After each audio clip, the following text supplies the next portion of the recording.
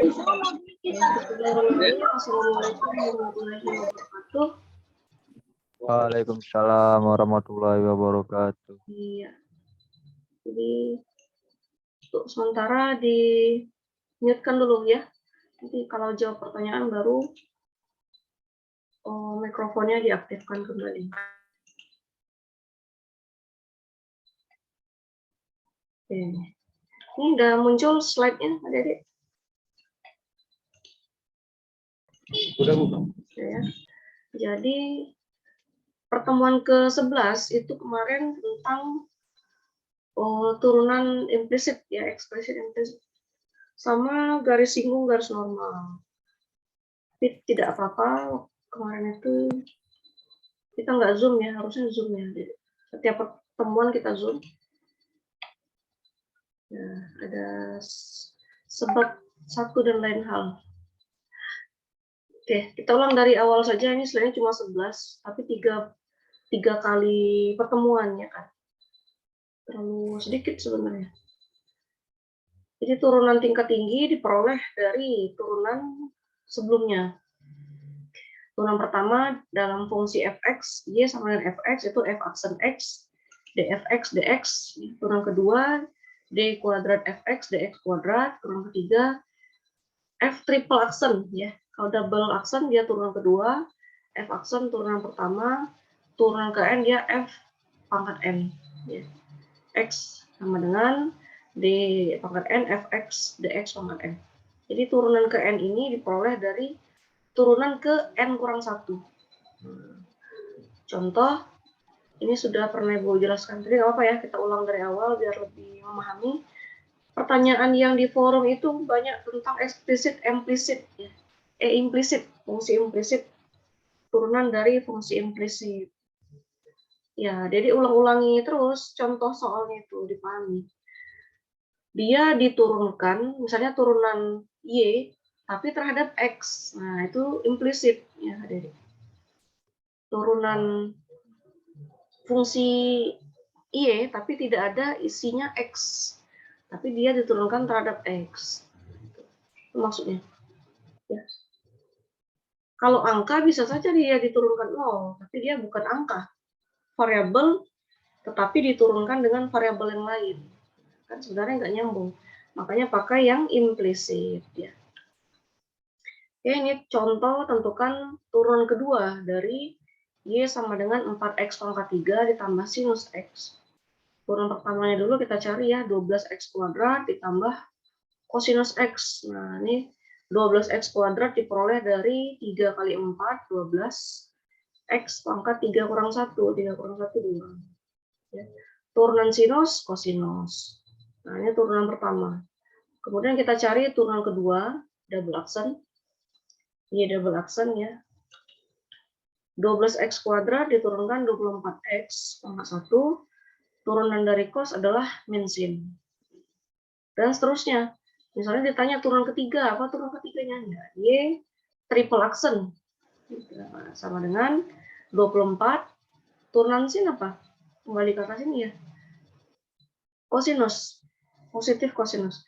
Tapi karena di sini ada negatif, jadi dia kalau kita tulis Y triple aksen, turunan ketiga.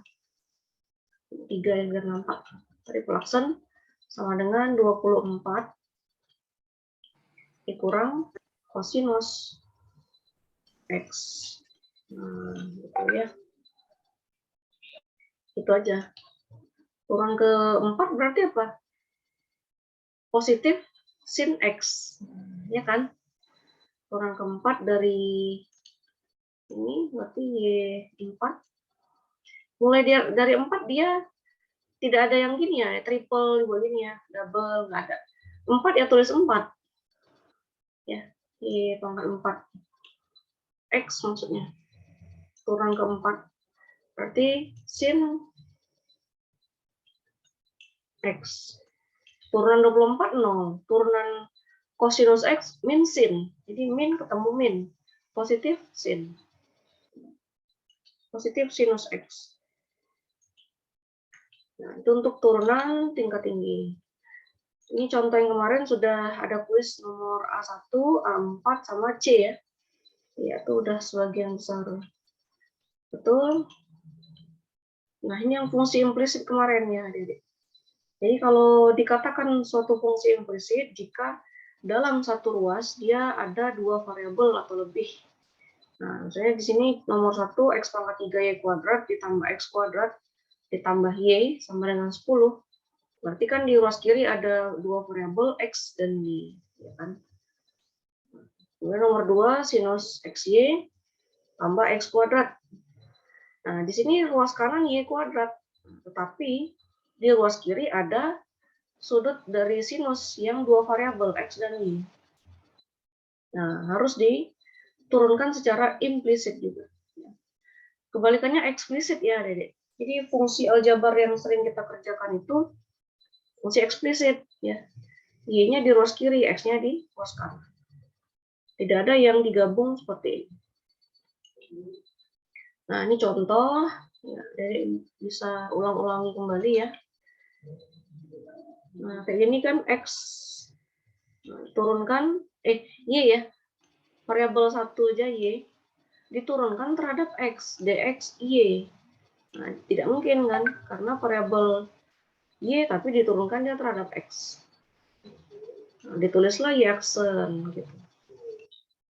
Jadi kalau dia X kuadrat nih diturunkan terhadap X, ringan saja ya. 2X ya hasilnya. Nah, ini. Sedangkan untuk X pangkat 3 Y kuadrat dianggap perkalian dua fungsi U kali V. U-nya X pangkat 3, V-nya Y kuadrat. Nah, ini ada dua buah jumlah di sini ya. Pakai rumus U aksen V ditambah U V aksen. Nah, U aksen V-nya 3X kuadrat ya, V-nya Y kuadrat. Terus sebelahnya ini U-nya 2X. Bukan. Oh, tunggu. U-nya X pangkat 3 ya. V aksennya turunan dari Y kuadrat. 2Y aksen. Nah, itu dia. Ya. Jadi yang X pangkat 3 Y kuadrat ini turunannya ini dibagi jadi 2-nya. Yang di dalam kurung. Sedangkan untuk yang X kuadrat turunannya 2X. Sedangkan Y turunannya Y aksen. Misalnya gini lah, kalau Y sama dengan X ya, maka turunannya apa? Y aksen sama dengan 1, ya kan? Karena turunan X adalah 1. Tapi kalau Y adalah fungsi Y itu sendiri gitu. Maka Y aksennya siapa? Ya Y aksen, tidak ada yang lain. Tidak mungkin ditulis 1. Nah, ya. Itu maknanya Dedek. Coba bandingkan ini sama ini. Nah, kalau dia Y sama dengan X, turunan Y aksen adalah 1. Karena X diturunkan terhadap X. Ya. Tapi fungsinya dalam Y gitu loh. Fungsi Y kan di dalam Y itu ada variabel X. Jadi si Y ini dy dx sama dengan 1. Jadi kalau fungsi dalam Y itu cuma Y sendiri, ya tidak ada yang bisa diturunkan, maka ditulis Y aksen gitu, yang ini ya. Nah, di sini kita kumpulkan yang memiliki Y aksen di ruas kiri, selebihnya pindah ke ruas kanan. Kemudian cari Y aksennya sendiri, berarti dia dibagi ya. Y aksen itu kan dy dx. Nah, ya. dy dx. Demikian juga untuk yang sinus xy ditambah x kuadrat sama dengan turunan dari y kuadrat tambah 1. Nah, ini ya, turunan y kuadrat. Nah, tidak ditulis 2y kan? Ditulis 2y, tapi dikali lagi dengan turunan si y-nya itu sendiri, y aksen. Y kuadrat, dia y dikali y. Nah, gini dia, Dedek. Sehingga dianggap fungsi y yang pertama sebagai U, y yang kedua sebagai V. Nah, berlakulah rumus yang ini kembali ya. Nah, makanya dia dapat 2Y kali Y aksen ditambah 0. 0 ini turunan dari 1. Dipahami pelan-pelan ya adik-adik. Makanya saya kirimkan video rekamannya supaya bisa dipahami lebih lanjut. Ya kan? Bisa diulang-ulang gitu. Fungsi implisit. Nah, ini agak lumayan rumit ya. Oke, kita ambil screenshot sebentar. Biar Ibu nggak lupa. Doni Lumban Raja. Ya, yang ada aja lagi. Mana ini? Oke.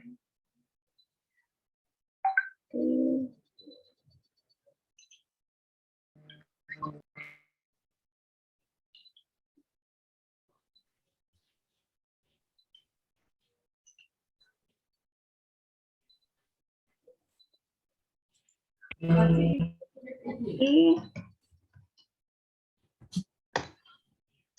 BBM via Zoom.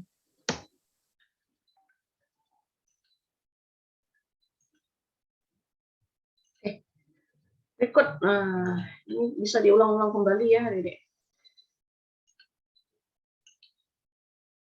Nah ini contohnya boleh dikerjakan, tapi nanti nggak ke situ ya. Nah ini garis singgung dan garis normal. Jadi garis singgung itu garis yang menyinggung kurva pada satu titik. Nah misalnya saya gambar lah. Ini seharusnya digambar ya hari ini. Tapi enggak, sebentar. Tak lurus. Kenapa saya nggak bisa gambar lurus di sini ya? Nah, kira-kira gitulah ya. Anggaplah lurus. Ini fungsi X. Fungsi X, sumbu X. Sini ada sumbu Y. Nah, misalnya kurvanya lengkung. Nah, ginilah, ya kan. Saya mau ambil titik, satu titik. Nah, titiknya di sini. Ada garis yang menyinggung kurva tersebut di satu titik. Nah, disebut garis K misalnya. Ya. Ini garis singgung, adik-adik. Titiknya titik A misalnya. Ya. Koordinat A adalah X0, Y0.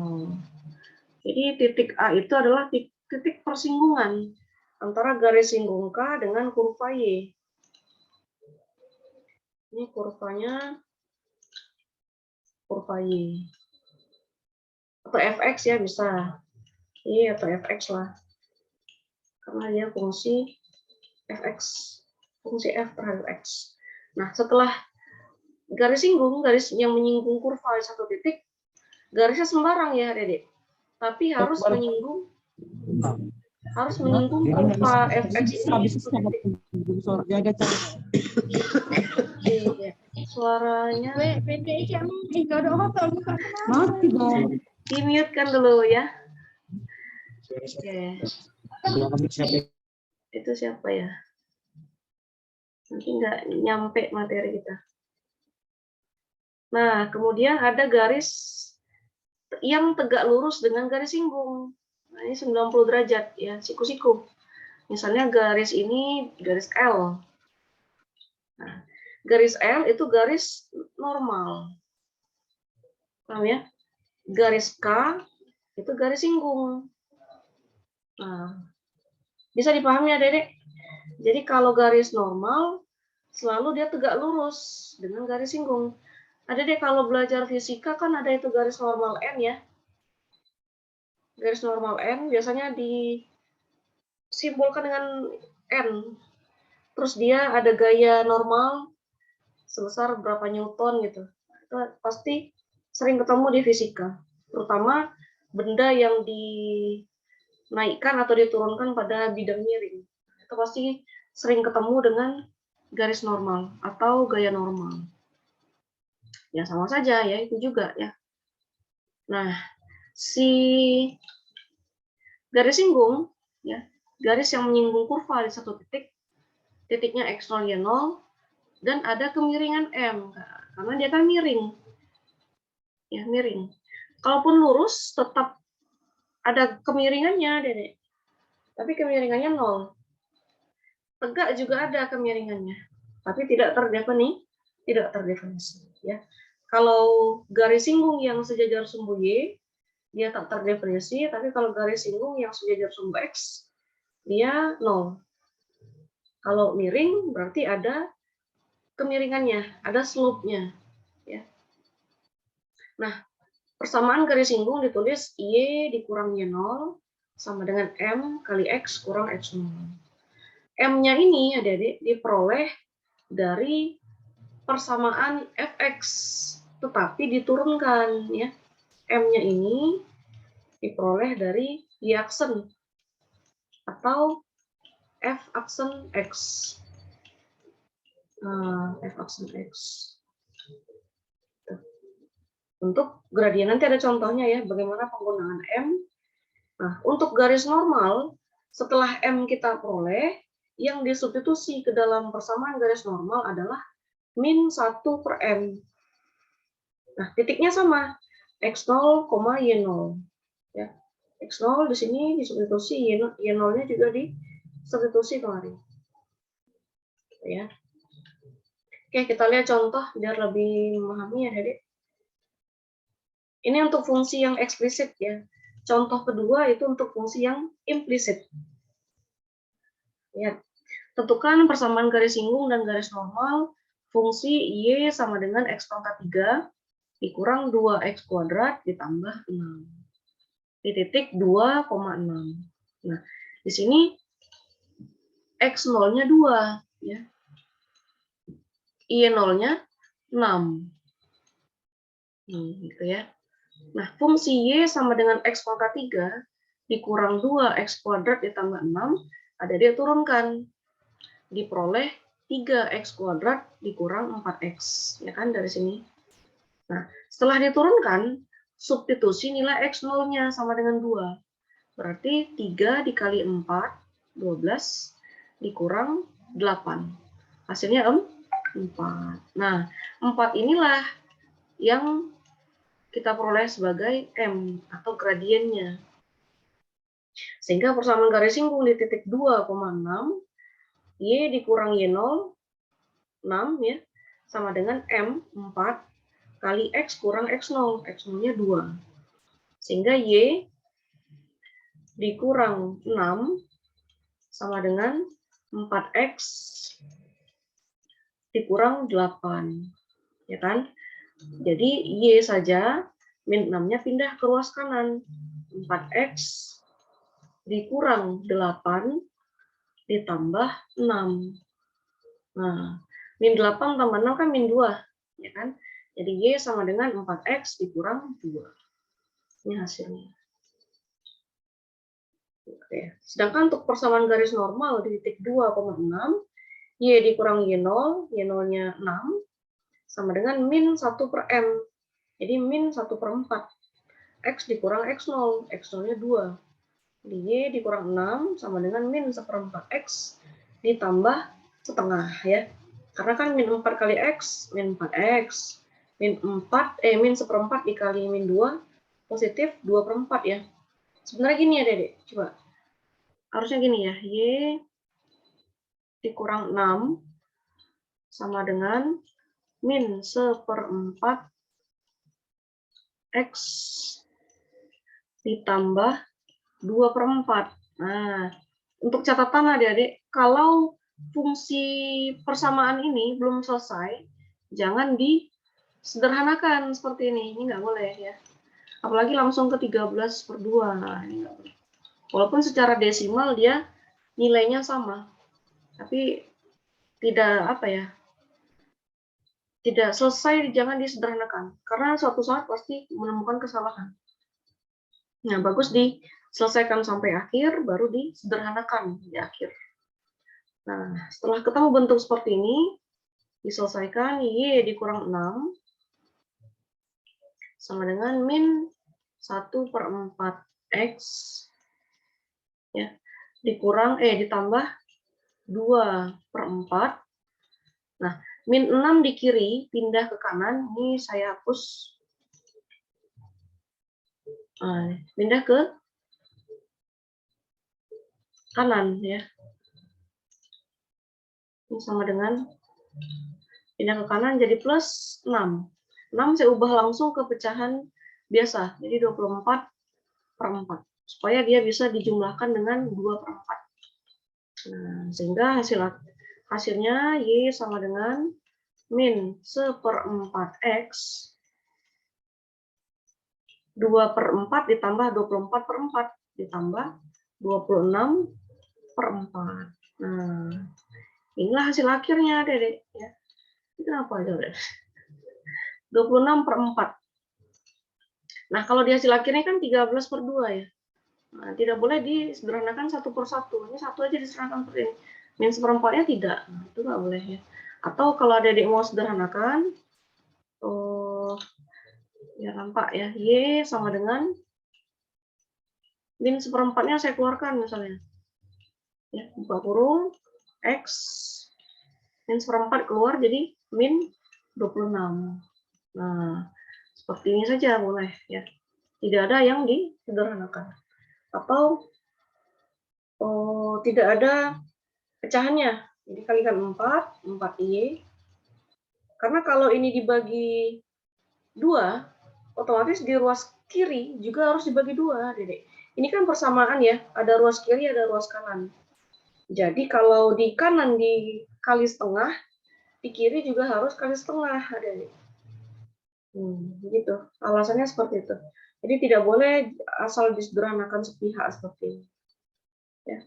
Atau kalau mau diselesaikan dikali 4 ya, min X ditambah 26 ya.